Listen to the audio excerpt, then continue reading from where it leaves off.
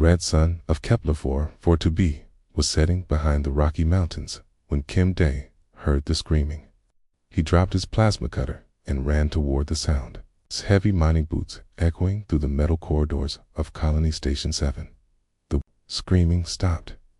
Kim Dae slowed down as he reached the central hub. Other miners were gathering, their faces pale and worried. Everyone knew what the silence meant. Another team had gone missing. "How many this time?" asked Park Jin, the maintenance chief. His voice was quiet and tired. "5 workers from tunnel." 10212, replied Director Yang. She looked older than her 40 years. The past 3 weeks had aged everyone on the colony. That makes 23 people gone in total. Kim Dae felt his stomach drop. 23 people gone without any real trace. No bodies, no blood, just empty tunnels and destroyed equipment. That looked like it had been torn apart by massive claws. The colony had been built to mine rare crystals from deep underground. 3,000 people lived and worked here, far from Earth and any other human world. They were alone in this corner of space, and something was hunting them. "Sir, we sent another message to the Galactic Council," said Security Chief Li Min. "They're sending someone to help." Director Yang nodded. "Good. We need all the help we can get." Kim Dae walked back to his quarters that night, thinking about the missing miners. He had worked with most of them, good people, hard workers who just wanted to make enough money to send back to their families on Earth. The next morning brought news that changed everything. Kim Dae was eating breakfast in the cafeteria when the ground shook. Not the usual vibration from the mining equipment, but something else. Something that made the metal walls hum with a deep, powerful sound. Through the large windows, he could see a massive ship landing outside the colony. It was black and sleek, shaped like a hunting bird. Strange symbols glowed along its sides with blue light. "What kind of ship is that?" asked Choi Na, the young woman who worked in communications. "I don't know," Kim Dae replied, "but it's not human." An hour later, they had their answer. The creature that walked into the colony's main hall was unlike anything Kim Dae had ever seen. It stood 12 feet tall, with skin that looked like black metal. Its arms were long and powerful, ending in hands with claws that could easily cut through steel. Its head was shaped like a triangle, with glowing yellow eyes that seemed to see everything at once. When it moved, parts of its body seemed to fade in and out, like it wasn't completely solid. "I am Commander Vextel of the Cathara species," the creature said. Its voice was deep and seemed to come from everywhere at once. "The Galactic Council has sent me to solve your problem." Director Yang stepped forward, trying to look brave. "Thank you for coming, Commander. We appreciate any help you can give us." Vextel looked down at her like she was an insect. "Your appreciation is not needed, human. I am here because the Council ordered it, nothing more." Kim Dae watched from the crowd as the alien commander continued speaking. "I have studied your reports. Your people are being hunted by something that leaves claw marks and destroys equipment. This is simple work for Cathara. We are the galaxy's greatest hunters. There is no prey we cannot catch." Li Min stepped forward. "Commander, our security teams are ready to help in any way we can." Vextel turned his glowing eyes toward the security chief. For a moment, Kim Dae thought he saw something like amusement in those alien features. "Your security teams?" Vextel said. "Human security teams? You are small, weak creatures with no natural weapons. You move slowly and think even slower. Will only get in my way." Kim Dae felt anger rise in his chest. He had seen what humans could do when they worked together. They had built this colony, traveled across the galaxy, and survived in hostile environments that would kill most other species. But before he could say anything, Vextel continued. "I work alone. I hunt alone. Tomorrow night, your problem will be solved and I will be gone." The alien commander turned and walked toward the exit, his footsteps making no sound on the metal floor. As he passed Kim Day, he paused. You, Vextel said, looking directly at him. You are not afraid. Kim Day met the alien's gaze. Should I be? Most humans shake when they see a Kithara. They know we are predators. They know we could kill them without effort. Maybe, Kim Day said calmly. Being afraid won't help anyone. Our people are missing. If you can find them or stop whatever took them, then I'm glad you're here. Vexpa stared at him for a long moment. Kim Day could feel those yellow eyes studying him, like the alien was trying to solve a puzzle. Interesting, Vexel said finally, and walked away. That evening, Kim Day was working late in the repair bay when the lights went out. Emergency power kicked in a few seconds later, bathing everything in red light. Then he heard it, a sound, like metal being torn apart, coming from somewhere deep in the colony. Kim Day grabbed his toolkit and headed toward the sound. He found other workers in the corridors, all moving in the same direction. They reached tunnel C-15 and stopped. The entrance to the tunnel was destroyed. The thick metal doors had been ripped apart like paper. Claw marks covered the walls, each one as long as Kim Day's arm and cut deep into the solid rock. "It's the night shift team," asked Park Jin. They called out, but no one answered. 5 more people had vanished. Commander Vextel arrived a few minutes later. He studied the damage with his glowing eyes, running one clawed hand along the marks in the wall. "These are not made by any species in the galactic database," he said quietly. Kim Day looked at the alien hunter. For the first time since arriving, Vextel looked uncertain. "What does that mean?" Kim Day asked. Vexel turned his triangular head toward him. "It means we are hunting something that should not exist." The alien commander walked into the destroyed tunnel, his form fading slightly as he activated some kind of camouflage ability. Kim Day watched him disappear into the darkness as he stood there in the red emergency lighting, surrounded by the evidence of something terrible. Kim Day realized that their problems were just beginning. Whatever was hunting them had just made the galaxy's greatest predator look worried, and that scared him more than anything else. Kim Day did not sleep well that night. Every sound in the colony made him think something was coming through the walls. Hey, he kept seeing those deep claw marks in his mind, each one cut into solid rock like it was soft clay dot. The next morning brought bad news. Commander Vextel had been in the tunnels all night, hunting whatever had taken the missing workers. When he returned to the colony at dawn, his black metal skin had strange scratches on it. His glowing yellow eyes looked tired. "Report," Director Yang said when they met in her office. Vextel sat in a chair that groaned under his weight. "Creature moves through the tunnel system and knows the colony layout better than your own people do. Can phase through solid matter, but leaves physical marks when it chooses to." Kim Day was there because Yang had asked him to help with the technical details. He leaned forward. "Phase through matter. Like you do?" "No," Vextel said sharply. "What I do is controlled. This creature exists partially outside normal space. It should not be possible." "What species could do that?" Yang asked. Vextel was quiet for a long moment. When he spoke, his voice was different, uncertain. "I found tissue samples near the attack sites. The genetic structure matches legends from my homeworld. Stories we tell young Kithara to make them afraid of the dark." Kim Day felt cold. "What kind of stories?" "Void stalkers," Vextel said. "Creatures that live in the empty space between galaxies. They feed on neural energy from living beings. But they are myths. They do not exist." Yang stood up and walked to her window. Outside, miners were going about their daily work, not knowing how much danger they were in. For myth or not, something is killing our people. After the meeting, Kim Day went to find Park Hannah. She worked in the colony's small science lab, studying the local environment and any unusual discoveries from the mining operations.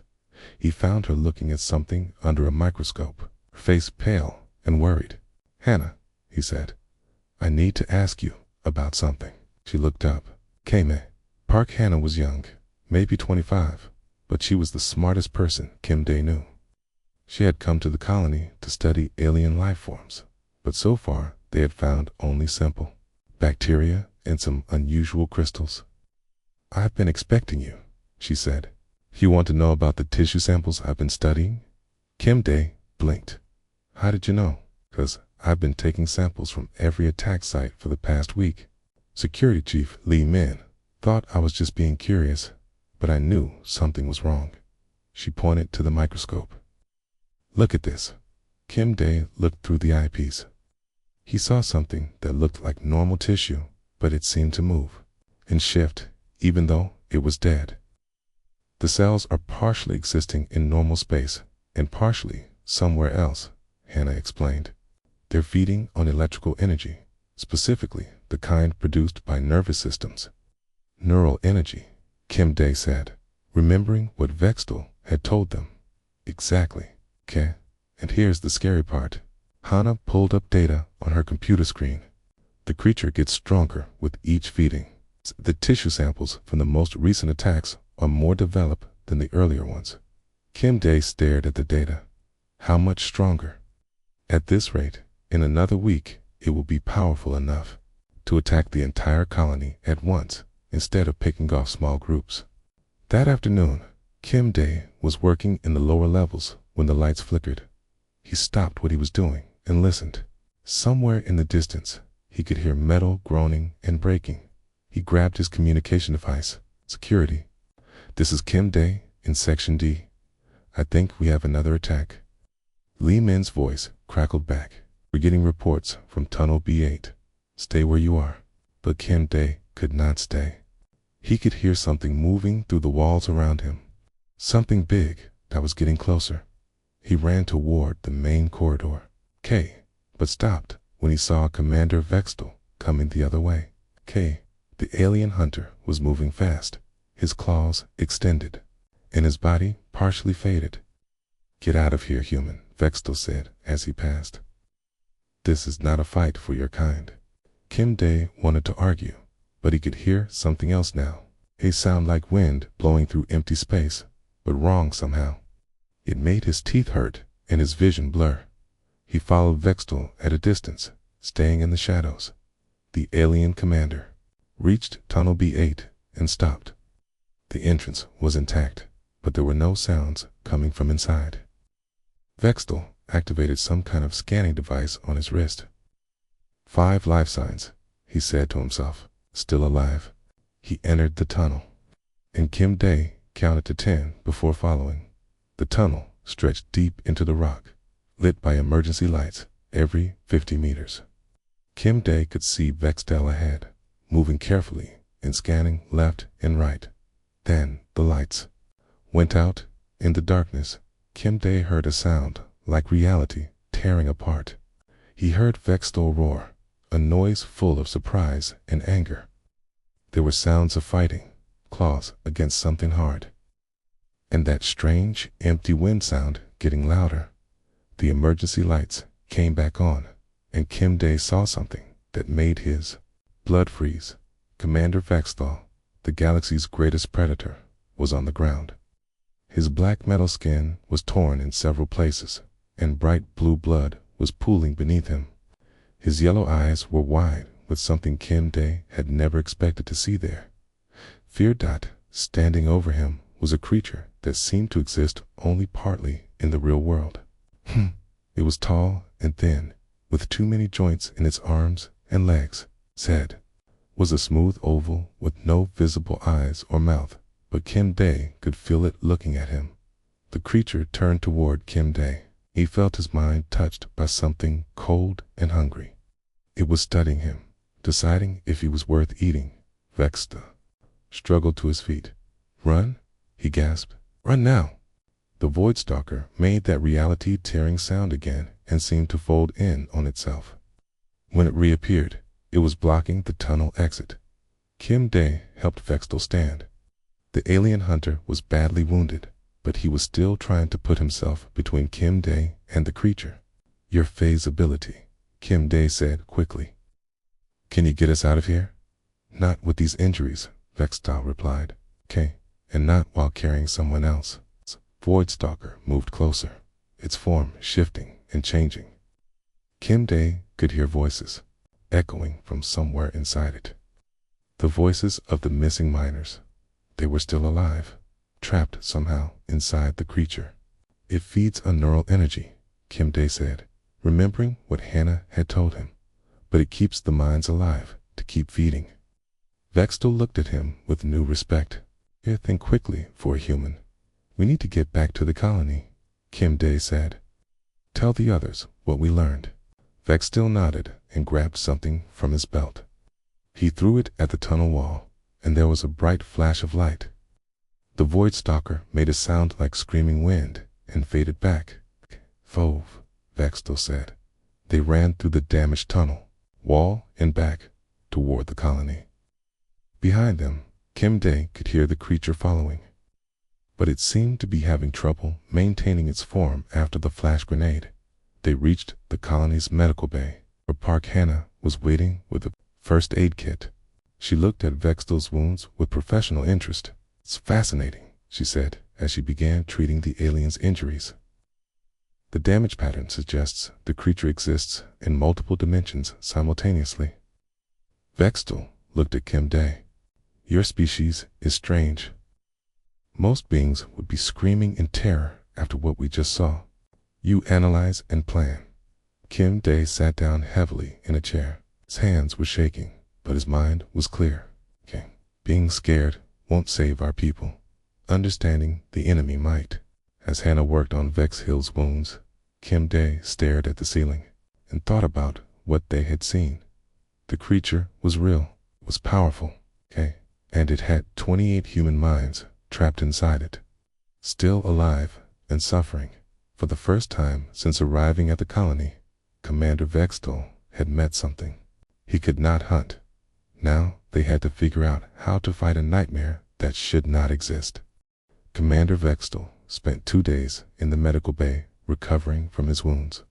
The alien hunter had never been injured so badly before. His pride hurt more than his body. Kim Day visited him every few hours, bringing reports about the colony's situation. More people had gone missing. The creature was getting bolder, attacking during day shifts instead of just at night. It's learning our patterns, Kim Day said, sitting beside the medical bed. Park Hannah thinks it's getting smarter as it feeds. Vextal stared at the ceiling. Okay, in all my years of hunting, I have never encountered prey that could defeat me. K-Terra are the apex predators of this galaxy. We are faster, stronger, and more deadly than any other species. But you're still alive, Kim Day pointed out. That means you can learn to fight it. No, Vextal said firmly. You do not understand. This creature exists in spaces between dimensions. My claws cannot touch something that is not fully in our reality. My speed means nothing when it can appear anywhere. My hunting instincts are useless against something that hunts by rules I do not know. Kim Day was quiet for a moment. Then he said, maybe that's the problem. Vextal turned his yellow eyes toward him. What do you mean? You're trying to hunt it like a normal predator. Oh, but it's not normal. So maybe we need to think about it differently. Before Vextal could respond, Park Hannah entered the medical bay. She was carrying a tablet computer and looked excited. I've been studying the attack patterns, she said, pulling up charts and graphs. The creature always attacks in the same way. It phases through walls, grabs its victims, and drags them back to wherever it's hiding. We already know this, Vextal said impatiently. Yes, but look at where it attacks. Hannah showed them a map of the colony. Red dots marked every location where people had disappeared. Every attack happens near the main power conduits. Kim Day studied the map. The creature needs energy to phase between dimensions. Exactly. And our power grid gives off electromagnetic radiation that it can feed on. That's how it's getting stronger so quickly. Vextal sat up in his bed, wincing as his wounds pulled tight. You are saying it is using your own colony's power against you. That's right, Hannah said. Okay. But it also means we know how to hurt it. Kim Dae felt a spark of hope. If we can disrupt the electromagnetic field around it, maybe we can force it to stay in one dimension. The mining equipment, Hannah continued. The quantum resonance generators we use to break apart rock formations. If we modify them, we could create a field that would trap the creature in normal space. Vextel looked at both humans with something like respect. You think like engineers, not warriors. But this plan has one major problem. What's that? Kim Dae asked. Someone would need to lure the creature to the exact location where your trap is set. And that person would be trapped inside the field with it. The room fell silent. Everyone understood what that meant. Whoever acted as bait would probably die.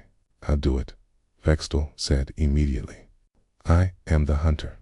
It is my responsibility. No, Kim Dae said.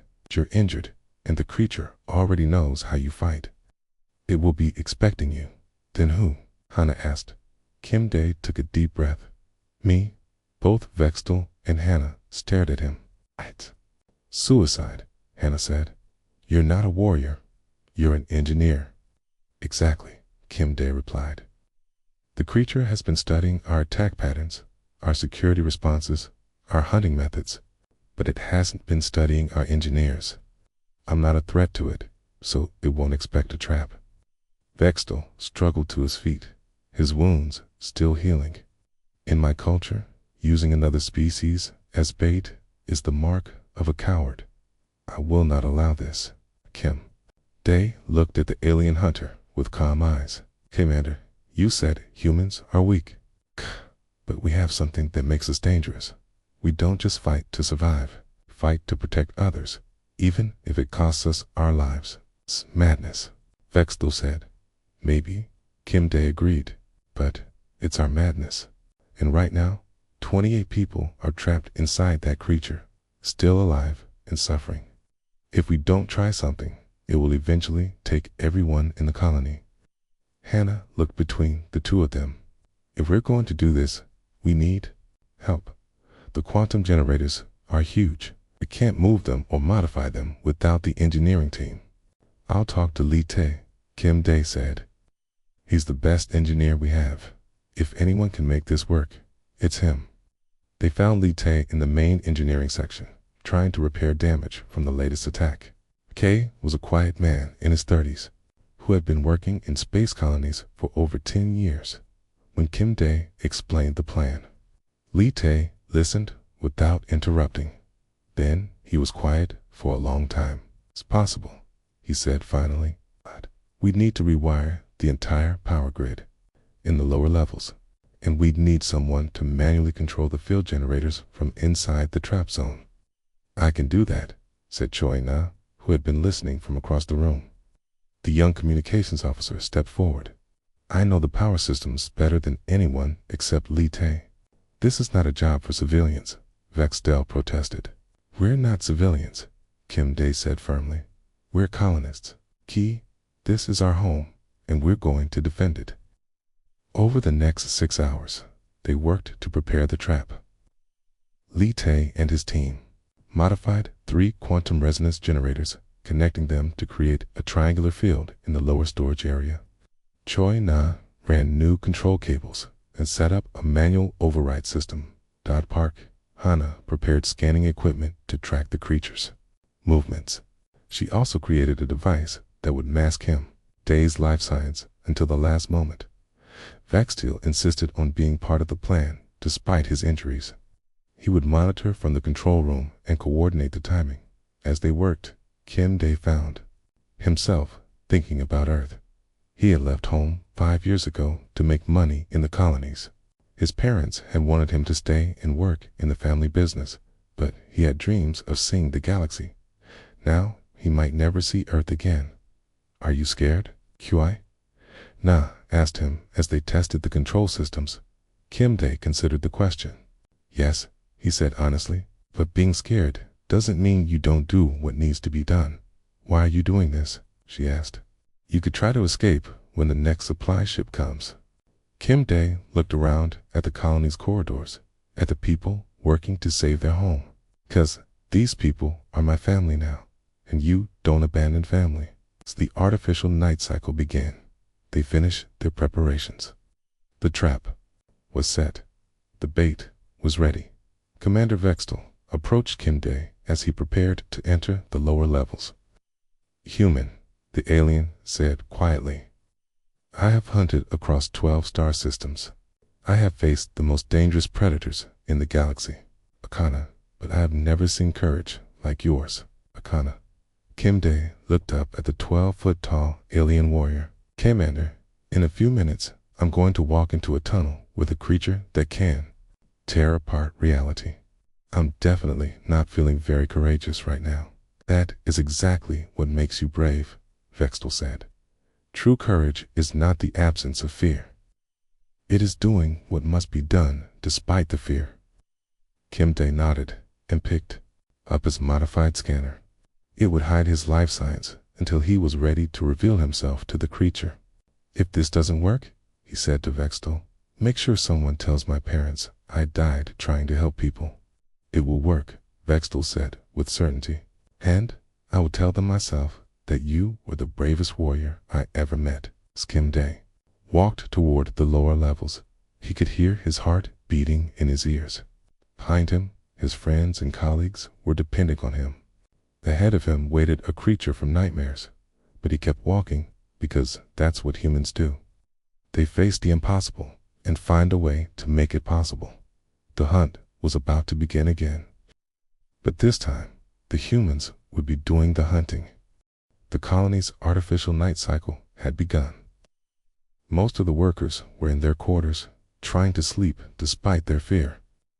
The corridors were empty except for emergency lighting that cast long shadows on the metal walls.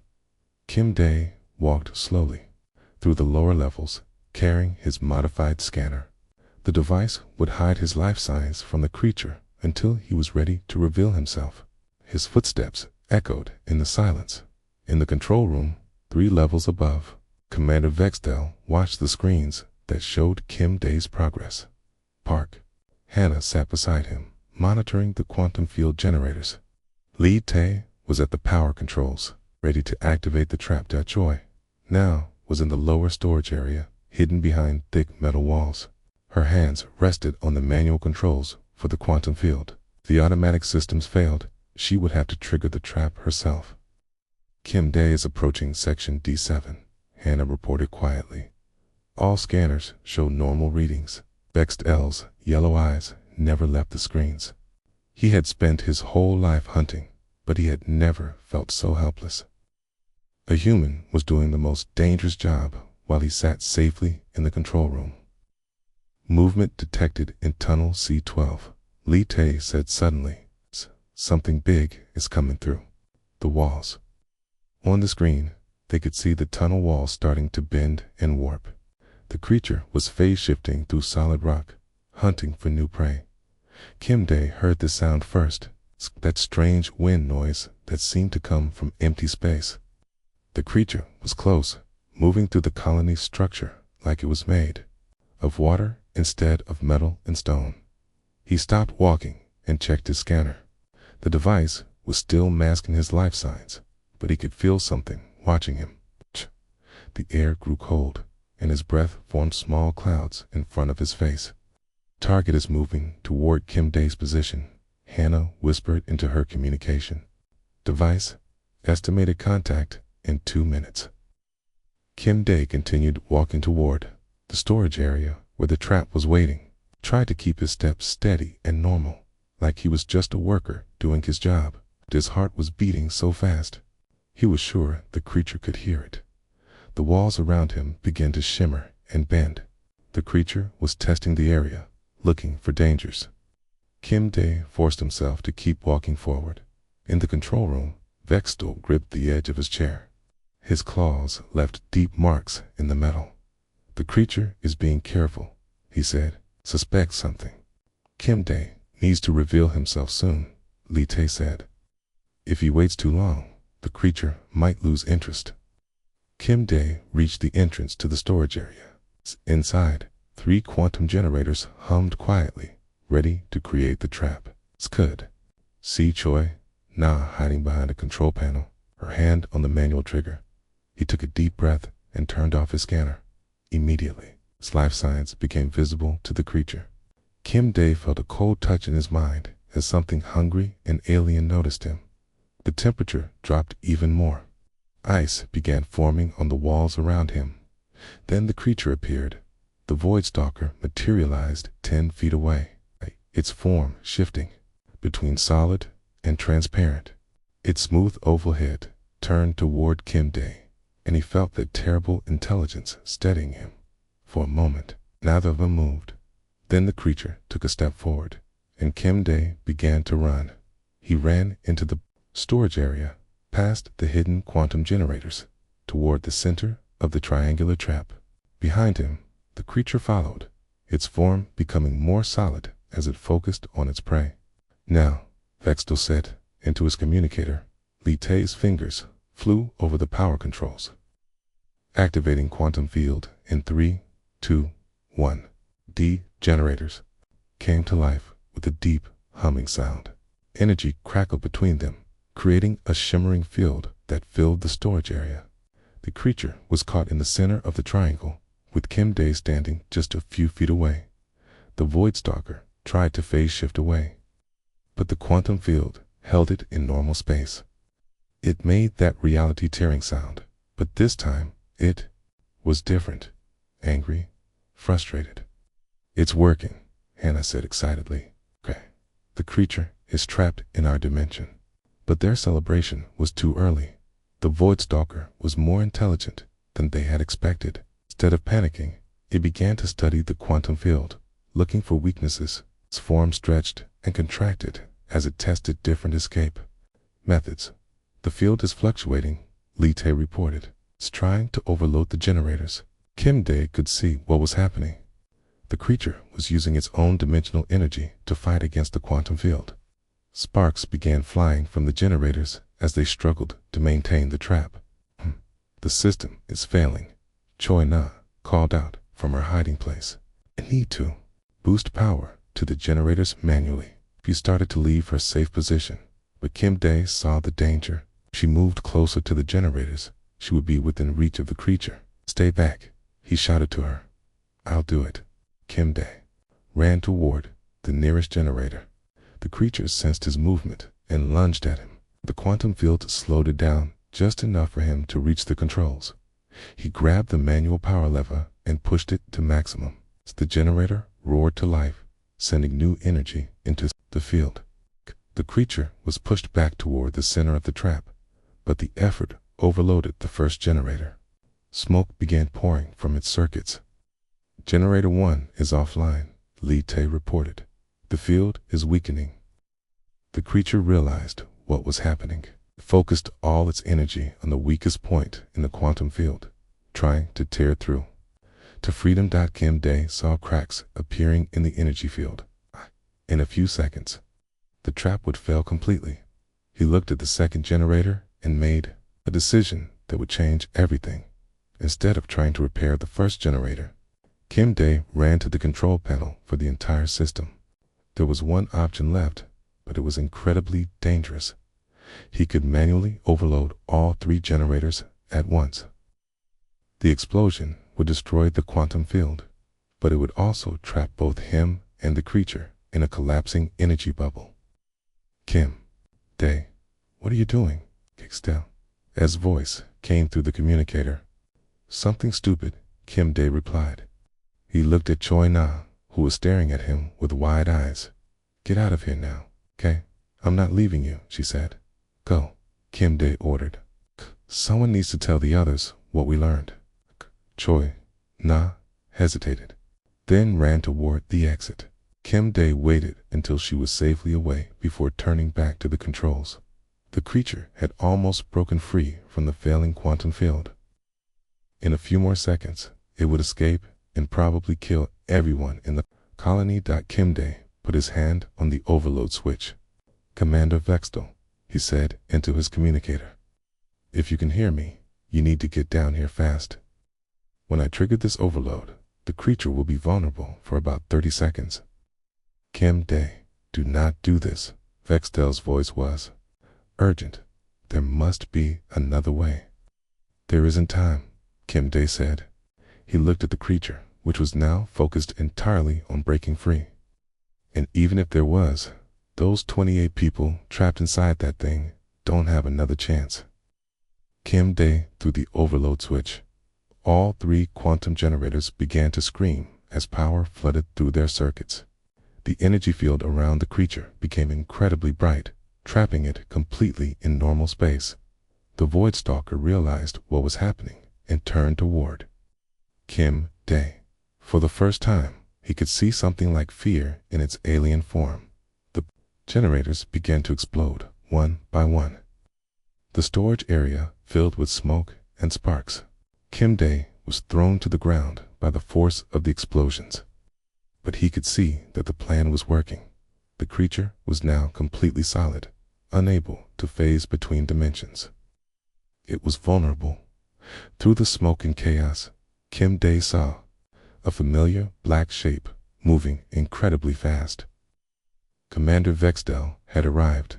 The alien hunter's claws glowed with energy as he struck the trapped creature again and again without its dimensional abilities.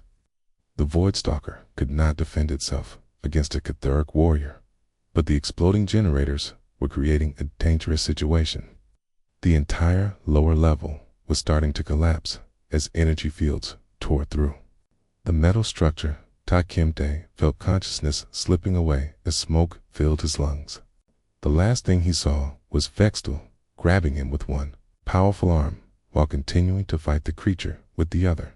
The galaxy's greatest predator had become a rescuer as darkness claimed him. Kim Day heard something new in the chaos. Human voices calling out in joy and relief. The trapped minds were being freed from the dying creature. The plan had worked, but the cost was still unknown. Kim Day woke up 3 days later in the colony's medical bay. His lungs hurt from breathing smoke, and his head felt like someone had hit it with a mining hammer. But he was alive. The first thing he saw was Commander Vextel sitting in a chair beside his bed. The alien hunter looked different somehow. His yellow eyes were softer, and his posture was less threatening. "You are awake," Vextel said. "Good. The medical scans showed no permanent damage to your brain or lungs." Kim Day tried to sit up, but his body protested. The creature. What happened to it? Dead, Vextel said simply. When you trapped it in normal space, I was able to destroy it with conventional weapons. It fought hard, but without its dimensional abilities, it was just another predator. And the people who were trapped inside it. Still's expression became something that might have been a smile on an alien face. All 28 survivors are recovering in the medical wing. Their minds were damaged, but not destroyed. Park. Hannah says they will make full recoveries. Kim Day felt relief wash over him. "Thank you for getting me out of there." "I did what any warrior would do," Vextel said. But then he paused. "No, that is not true. I did what you taught me to do." Before Kim Day could ask what he meant, Park Hannah entered the medical bay. She was carrying a tablet and looked much happier than she had in weeks. "Kim Day, you're awake," she said with a big smile. "How do you feel?" "Like I got stepped on by a mining robot," Kim Day replied, "but alive." "The whole colony has been asking about you," Hannah said. "You're a hero." Kim Day shook his head. "I just did what needed to be done. Anyone would have made the same choice." Vextel leaned forward in his chair. "No, human, that is, where you are wrong. Not anyone would have made that choice. Most species would have run or hidden or waited for someone else to solve the problem." Director Yang arrived a few minutes later, followed by Li Te and Choi Na. Soon, the medical bay was full of people who wanted to thank Kim Day for saving the colony. But Kim Day felt uncomfortable with all the attention. He kept saying he was just doing his job, that anyone else would have done the same thing. It was Choi Na who finally said what everyone was thinking. Kim Dae, you risked your life for people you barely knew. You could have escaped on the next supply ship, but instead, you stayed to fight a monster from nightmares. That's not normal, isn't it? Heroic. After the others left, Vextal remained in the medical bay. He seemed to be thinking about something important. Human, he said finally, I need to tell you something. When I first arrived at this colony, I thought your species was weak and worthless. I believed that strength came only from claws and speed and the ability to kill. Kim Dae listened without interrupting. But watching you fight the Voidstalker, I realized I was wrong about everything. You have no natural weapons. You are small and slow compared to most galactic species. You cannot phase through walls or shoot energy from your eyes. Vextal stood up and began pacing around the small room. Yet, you defeated a creature that I, the galaxy's greatest predator, could not touch. You did it not through superior strength, but through something I had never seen before. What's that? Kim Dae asked. You were willing to sacrifice yourself for others, not for glory or honor or to prove your strength, simply because it was the right thing to do. Vextal stopped pacing and looked directly at Kim Dae. In that moment, when you overloaded the generators, you became something more dangerous than any predator in the galaxy. You became someone who could not be stopped by fear or pain or the threat of death. Kim Dae thought about this. Everyone has that inside them, Commander. Humans aren't special. We just do what we have to do. Vextal said, is exactly what makes you terrifying. Over the next few days, as Kim Dae recovered, he learned more about what had happened during the fight. The Voidstalker had been feeding on the colony's power grid for weeks, growing stronger with each attack. It would eventually have consumed everyone on the planet. The creature had come from the dark space between galaxies, probably attracted by the colony's electromagnetic signals. It was the first of its kind ever encountered by galactic civilization. Park Hanna had already begun writing research papers about the creature's biology. Li Tae was redesigning the colony's power systems to prevent similar attacks. Choi Na had been promoted to head of security, but it was Commander Vextal's report to the Galactic Council that would change everything. On his last day at the colony, Vextal asked Kim Dae to walk with him to his ship. They moved slowly through the corridors, past miners and engineers who waved and smiled as they passed. I have been thinking about my report, Vextal said. The council will want to know why a Kithara hunter failed to stop the creature while a human engineer succeeded. You didn't fail, Kim Dae said. We worked together. That's how we want. Vextal stopped walking. Yes, that is the point I will make in my report. Humans do not fight alone. They fight as a group, each person contributing their strengths to help the others. They reached the landing bay where Vextal's lack ship waited. The alien hunter turned to face Kim Dae. I have hunted across 12 star systems, Vextal said. I have faced creatures that could tear apart starships with their bare hands. I have never been defeated in single combat. Kim Dae nodded, not sure where this was going. But you have taught me that there are different kinds of strength. Physical power means nothing if you do not have the courage to use it for others. Speed and claws are useless if you do not have the wisdom to know when to fight and when to think. Vextal stepped back and did something that shocked Kim Dae completely. The 12-foot-tall alien warrior lowered his head and bent his knee in a gesture of deep respect. I, Commander Vextal of the Kithara, acknowledge that I have met a predator greater than myself, not in body, but in spirit. Kim Dae stared at the alien hunter. Commander, you don't need to do that. I'm just an engineer. Vextal raised his head. No, Kim Dae, you are something much more dangerous than that. You are a human who refuses to give up. You are someone who will fight impossible odds to protect others. You are a reminder that the strongest predator is not always the one with the biggest claws. The alien hunter boarded his ship, but before the door closed, he called out one last message.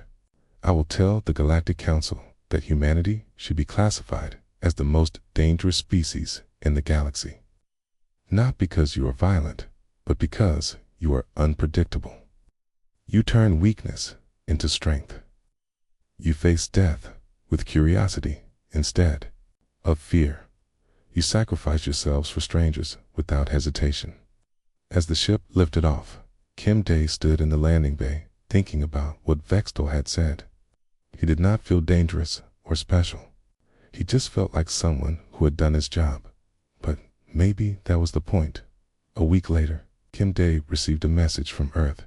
His parents had heard about what happened at the colony. They were proud of him, but they were also worried. Come home, his mother's message said. You've done enough dangerous work for one lifetime. Kim Day looked around at the colony that was slowly returning to normal. The miners were back at work. The tunnels were being repaired. New security systems were being installed to prevent future attacks. These people had become his family. This place had become his home. He sent a message back to Earth. I'm staying here, he wrote. There's still work to do, 'cause that's what humans do, okay? They find a place that needs them, and they stay to help, no matter how dangerous it might be. Somewhere in space, Commander Vextal was writing his report to the Galactic Council. He would recommend that humanity be welcomed as an equal partner in galactic civilization, not because they were strong, but because they were good. And in his private files, he would keep a record of the day he met an engineer named Kim Day, who taught him that the greatest predators are those who hunt not for themselves, but for others. The galaxy's strongest predator had bowed to a human because he finally understood what true strength really meant.